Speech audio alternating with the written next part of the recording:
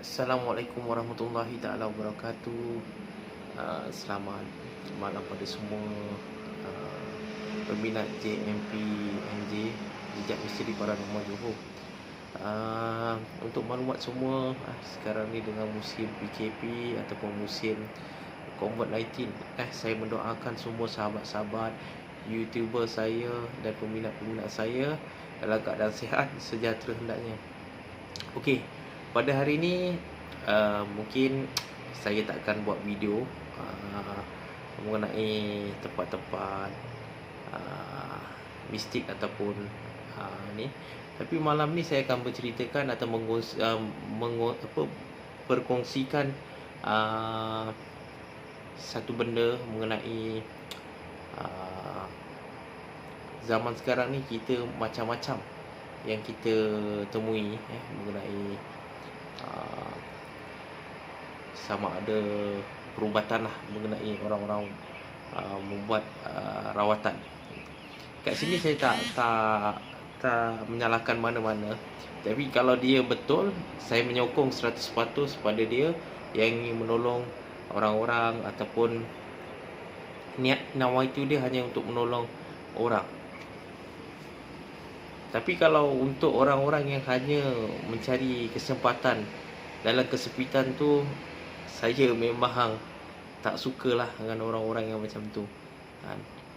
Apa yang ada pada kita ni semua daripada Allah. Kita tak ada apa-apa. Kita tak ada apa-apa. Kita tak ada kekuatan apa-apa pun melainkan daripada Allah. Semuanya daripada Allah. Jadi kat sini saya nak kongsikan salah satu trik-trik orang-orang yang membuat rawatan ni. Kita salah seorang ni jangan cepat terpengaruh, jangan cepat melata, jangan cepat mudah percaya 100% dengan benda-benda macam ni. Benda mistik tu ada, tapi kita kena kaji dengan benda tu mempunyai sains ataupun gunakan akal logik kita sendiri. Salah satu trik yang diorang gunakan seperti gunakan telur, contoh ni, gunakan telur.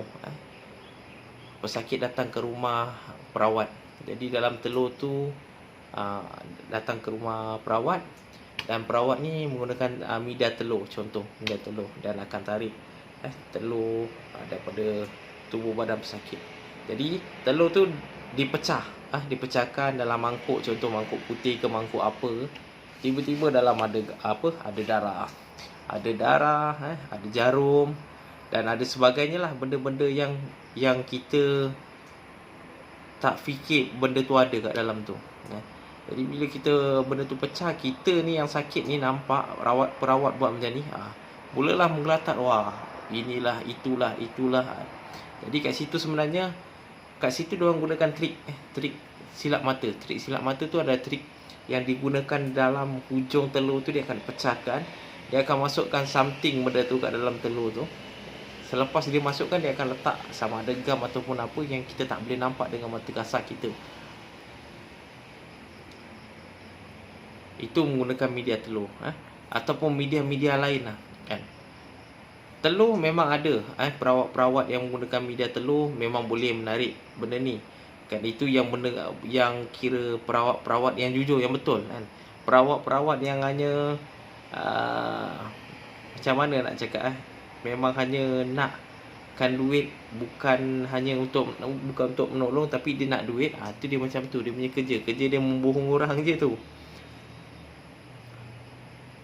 Lagi macam-macam banyak. Salah satu yang tadi tu saya dah kongsikan mengenai media telur. Kedua, dia akan gunakan media, contoh di scan badan. Scan badan ni ada. Scan badan ni memang ada. Kalau orang yang betul-betul dah mahir, dia akan tahu. Jadi dia konon-konon dia sentuh touch kat badan.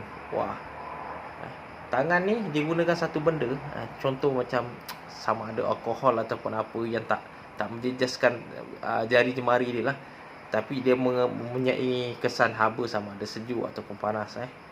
Contoh dia letak kat lengan kita, pegang, panas, kita merasakan panas. Perawat tu padahal kat jari ni dah letak satu something yang kita rasa panas.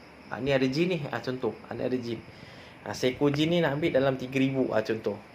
pegang sini sakit ada jin. Ambil 3,000 dah berapa ribu duit dia dah ambil kan. Untung banyak tu. Kan. Jadi perawat macam tu dia untung jadi banyak. Lepas tu macam-macam. Jadi kita ni sebagai ni nak kena berhati-hati. Banyak benda yang betul, ada benda yang betul, dan banyak juga orang yang buat benda ni hanya gunakan trik dan hanya untuk mencari duit semata-mata, bukan kerana lillahi ta'ala, untuk kita menolong sama kita yang tak kira lah sama ada apa pun agama. Niat kita nak menolong tu boleh.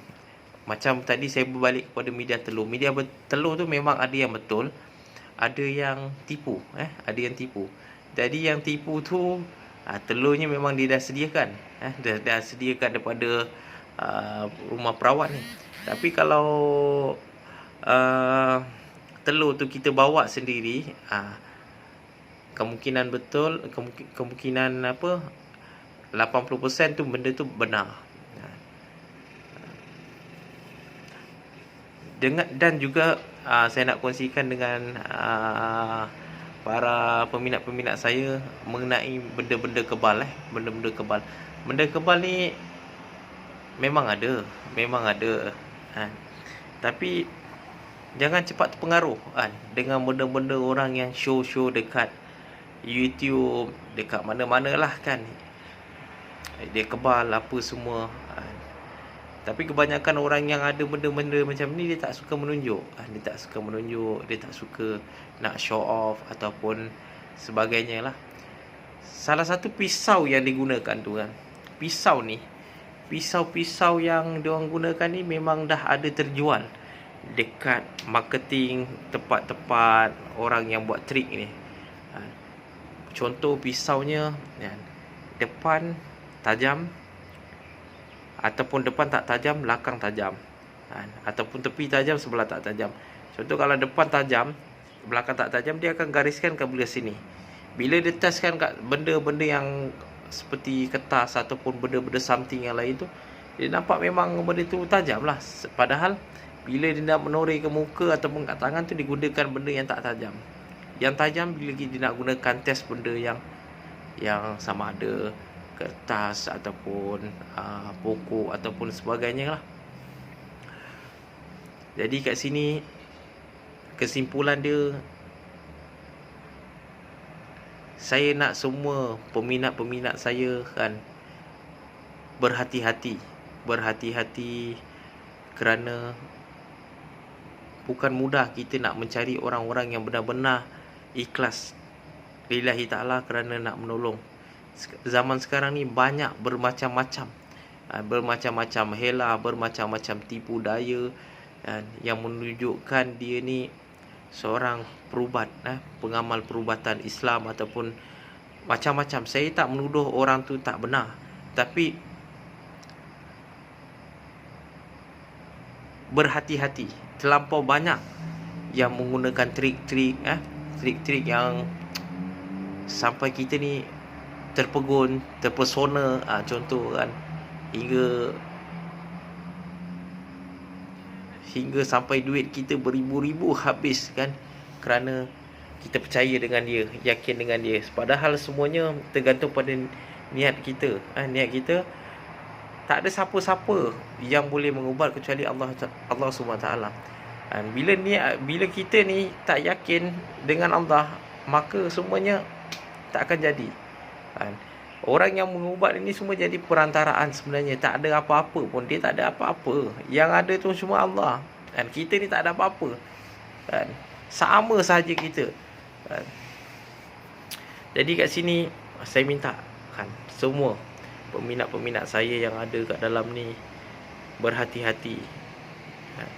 Jadi itu saja apa yang saya nak sampaikan pada hari ini.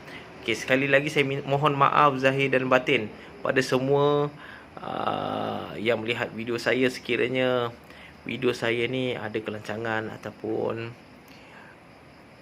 ada keterlanjuran, ada terlanjur kata ataupun sebagainya, tak ada niat saya pun untuk mengguris sesiapa, tapi saya tujukan ini pada siapa yang buat benda tak benar tu, berbaliklah kan, balik pada yang benar. Mudah-mudahan kita semua ni terlindung daripada segala mara bahaya kan, terlindung daripada segala-galanya mudah-mudahan. Assalamualaikum warahmatullahi taala wabarakatuh.